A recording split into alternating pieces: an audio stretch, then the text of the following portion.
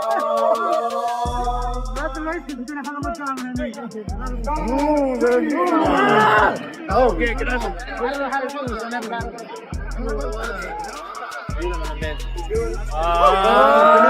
up, brother? What'd you think about Ryan's performance?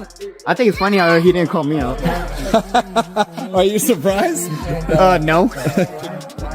Here, but we gotta ask, what do you think about that Ryan fight? I mean, pretty good. He did his thing. Yeah. It was a masterclass performance. That jab he was popping, the way he was calm, cool, collective, literally. But I love the fact that he was using his combinations, and he stuck to the game plan. You know, he just had to stay calm. That's it. Right. Have fun. I was yelling, have fun. Just reset. Use your jab. That's it. Right, he landing the right hand. I mean, he was really kind of. I think everyone, or at least the ringside, had him winning all the rounds. Yeah. No, I believe it was a shutout. But look, you can't take nothing away from Barrios. I mean, Barrios is a tough son of a gun. He really is. Yeah, Right. first champion, right? First championship belt. Correct. So I think he did well for the first time based Right. on the circumstances Now, being out for a while, you know. Right, A little for sure. rusty. I seen a little bit of rust, but once he got going with the flow of it, you know, he'll settle down a little bit, and you know, him and his dad know what to do going forward. Sean, what do you think about that fight, man? Amazing. The kid looked amazing. I'm not here to do interviews right now. I'm trying to leave. I lost my ride. I'm not doing interviews. Appreciate it, Sean. Yes, sir. And the instant that opening bell sounded, the storyline we built all week shattered into something far more chaotic than anyone predicted. This wasn't a slow chess match unfolding. It was raw tension firing back in real time.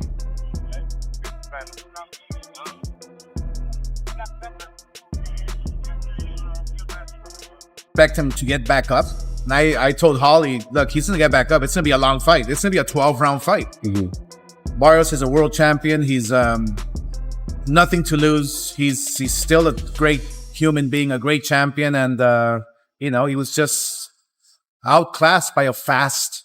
David, what'd you think about Ryan's performance, man? It was a good performance, man. He looked good. He had good jab, good movement, good body shots, and bro, his speed is crazy. You know what I mean? So I feel like there's a lot of good fights from him at 147. You know, this is a good bounce back from him because this is coming back from his first loss. I mean, from his loss with Rolly, and now he's a world champion again. So, you know, not only did he gain his confidence back, gain his mojo back, and now he's going to be a force to be reckoned with at 147. Do you think Devin Haney rematch seems to be the obvious thing, I think that's right? the only thing that's appropriate. You know what I mean? That's the only thing I want to see. You know what I mean? Also, you know, still got Rolly out there too. It'd be good fights. You got some good. Ryan came out sharp, twitchy, almost laser-focused, snapping fast combinations that seemed to arrive from multiple angles at once. Hey, what you think of Ryan's performance? I think it was an amazing performance. Shouts out to Ryan, you're a world champ. I got, obviously, you know, there's a lot of talk about different people that you can fight. Shakur's talked about fighting Ryan. Yeah. Could you see yourself in a fight with Ryan Garcia? Man, 147? Possibly, but look though, April 4th, DB3 Promotions is throwing our own show in the arena. 3 black men coming together as brothers. We're brothers. Right. DB3, we're throwing our own promotion. One of the only fighters that's doing it in the game. We throwing it in the arena. April 4th, Trotway Arena, Norfolk, Virginia. It's going down. Tonight's performance. Ryan, what'd you think about tonight's performance? Man, he looked crispy, looked fast. Hey, what's up? You could immediately see what he meant about speed being the hidden variable. But here's the twist. Barrios did exactly what a disciplined champion is supposed to do. Yeah, I think he's a great fighter. What a great performance. But ultimately, you know, Ryan can get it next. I believe that's the plans. If he wants it, he can get it next. So yeah, let's get it done. You see this fight behind us with Mario Barrios? Are you shocked? I'm super shocked. Yeah. Ryan in there doing his big one. He on top of his fast, he's sharp, and instincts, everything. It seemed like everything working for him tonight. No panic, no overreactions, just that steady march forward, high guard, patient pressure like a man who already anticipated the storm. The early rounds felt like electricity versus gravity. Ryan flashing brilliance in bursts. Barrios grounding the tempo, absorbing, adjusting, making the fight uncomfortable inch by inch. Congratulations to Ryan, man. No better way than to win a world title, welterweight, WBC, the one and only. Mauricio Suleiman, Jose Suleiman. Shout out to Ryan Garcia, man. Were you surprised how dominant of a performance it was? No, it's just depending on which Ryan you're gonna get, right? And we got the Ryan that everyone likes to see, King Ryan. If we get that Ryan in a Devin Haney rematch, what happens? Well, you can't put them guys in yet. We got me in division now. I'm going in that division, so we'll see. Jay La Hoya, Oscar, crazy fight, man. Ryan had his number. Talk to us about the fight. What'd you see in that fight? Yeah, I saw a composed Ryan. I saw a focused Ryan. You know, I saw a Ryan that knew he had to win. You know, so therefore we saw a complete Ryan. We saw a Ryan that was well trained, that was determined to win that world title. And you know, at times, you know, when you throw those combinations and he lands, he was getting a little reckless. So it's like, hey, just get your composure, go back to your jab, have fun. That's exactly. One moment the crowd erupting for Ryan's explosive flurries.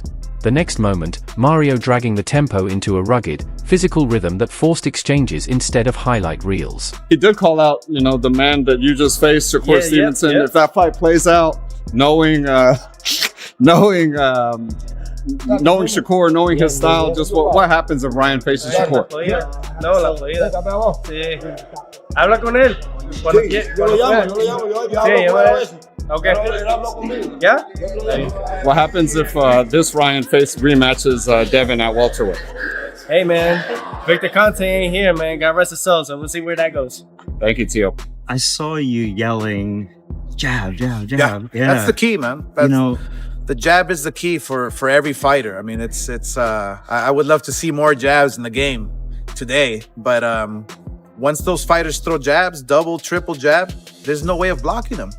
Then you follow up with your combinations, then go back to the jab. You know, it's a thinking man's game. Neither man looked overwhelmed, just locked into two completely different definitions of control.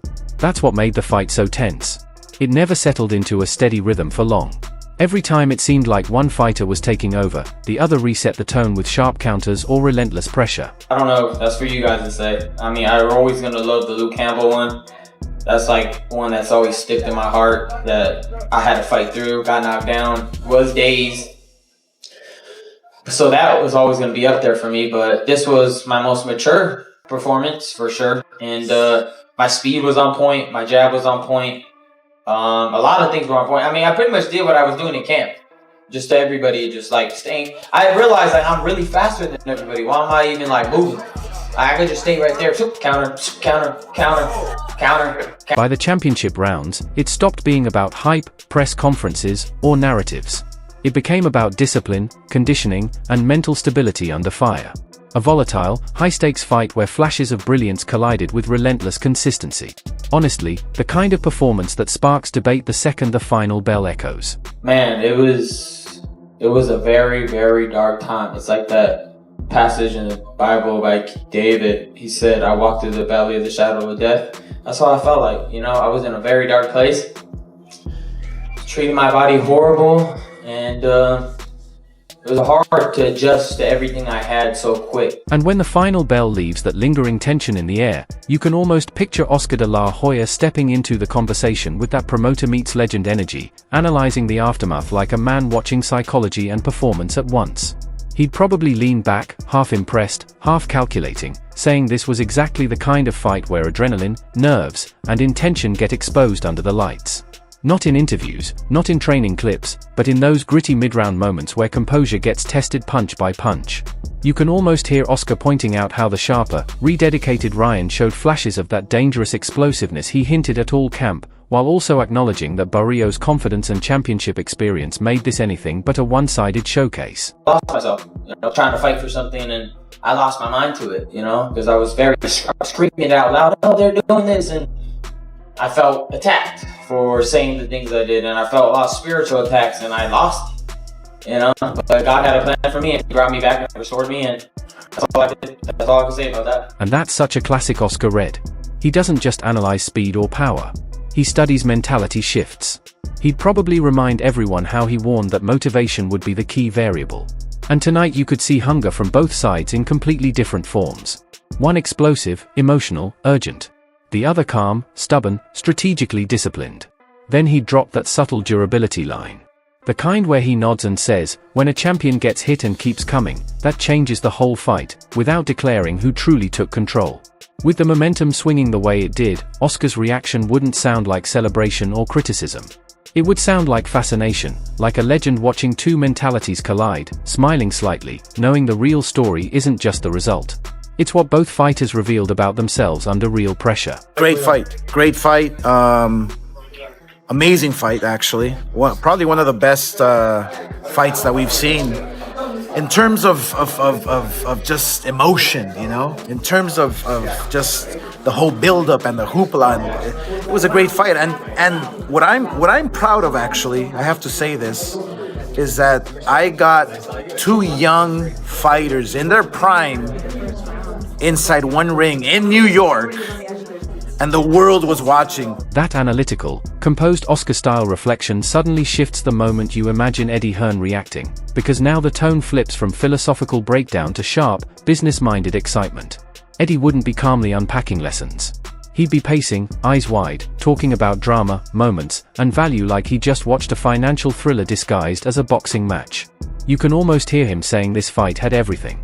Tension swings, momentum flips, psychological warfare mid-round. The kind of bout where neither man allowed the narrative to settle for more than 30 seconds. And that's what he'd latch on to. Unpredictability. He'd probably highlight how Ryan's bursts of speed. After the first knockdown, because I noticed when Ryan would turn and do the shoulder roll, you know what it is? He would just swing and he was getting discouraged. Out. He was getting discouraged, and that can wear you out as well. Yeah. Physically, mentally, it can discourage you and it can get you tired. Yeah. And that's what was happening. I mean, Ryan's a big kid. Weighed in 140, probably was 160. Yeah. So we had two big guys up there, you know. So the difference was Ryan Garcia is a. You can almost hear him saying, "Look at the feet. Look at the spacing." Because there were rounds where positioning mattered more than pure offense. That's where it gets fascinating. Ryan had bursts that felt like sudden lightning. Sharp, explosive, unpredictable. But Barrios applied steady pressure, subtle adjustments, the kind of patience that forces you to work every second instead of coasting. Algieri would love that chess element. He'd probably mention how durability and composure kept tension high deep into the fight because neither man mentally folded when things got uncomfortable. From a conditioning standpoint, this wasn't one-sided physically. It looked like two engines revving at different intervals. One built on speed surges, the other on sustained output. Technically messy at times, strategically fascinating throughout. The kind of fight analysts rewatch 3 times while fans argue about it once. Shocked me. I didn't think that he was going to be able to do the 12 rounds route. He looked really good until the 12th round. And Barrios just didn't do enough, man. He just was stuck in second gear. It seemed like there were a lot of opportunities for him to take advantage, and he just didn't. He did a great job of utilizing the crowd, utilizing his hand speed, his foot speed, some movement just to keep the emotion. The post-fight voices we imagined all focused on different truths. Oscar talking mentality, Eddie talking spectacle, Algieri dissecting tempo and spacing, Henry emphasizing growth and discipline. That alone tells you how layered the performance really was. This wasn't a clean domination story. It was a tension story, where flashes of brilliance kept getting checked by durability and steady structure kept getting disrupted by sudden explosiveness. One fighter revealed urgency, hunger, and sharp offensive surges. The other showed composure, pressure, and consistency. In fights like this, it's not just about who landed the most moments, but who controlled the fight when it truly mattered. Because perception, rhythm, control, and mental stability become just as important as raw output. I'm genuinely curious where you stand. For hating on my son. You're a piece of Henry, how proud are you? I'm very proud. And I can't stand the people that went against him. But you know what? I'm glad. I'm glad you lost. I'm glad you lost a lot of money. I'm so glad. You gotta listen to me. I would tell people. I would text you. If my son hits that guy solid, he's either gonna wobble or get dropped. Did I lie? You didn't. Garcia, what were your... He's totally focused. He'll drop down to 140. But honestly, he's 147. Did the explosive speed and momentum swings leave the bigger impression, or did the composure, pressure, and consistency quietly shape the fight more than people admit? Drop your take in the comments. Let's really debate this breakdown. And don't forget to like, share, and subscribe to Boxavolt.